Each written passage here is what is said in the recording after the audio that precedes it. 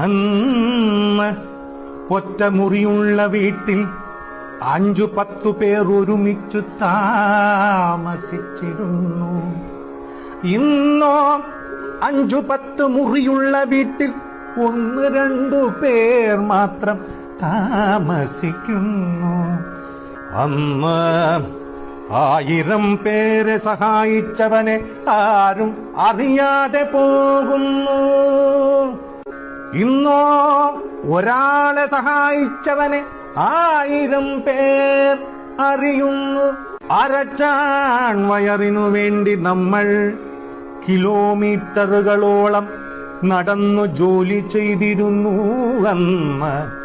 ഇന്നോ ഒരു ചാൺ വയർ കുറയ്ക്കാൻ നമ്മൾ കിലോമീറ്ററുകളോളം നടക്കുന്നു എന്നും അന്നോ നാം ജീവിക്കാനായി ഭക്ഷണം കഴിക്കുന്നു.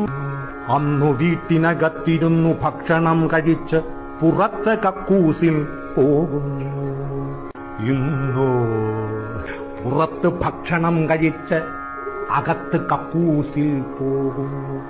അന്ന് അധ്യാപകരുടെ കയ്യിൽ നിന്ന് അടികിട്ടാതിരിക്കാൻ കുട്ടികൾ പ്രാർത്ഥിക്കുന്നു. ഇന്നോ കുട്ടികളുടെ തല്ലുമേടിക്കാതിരിക്കാൻ അധ്യാപകർ പ്രാർത്ഥിക്കുന്നു.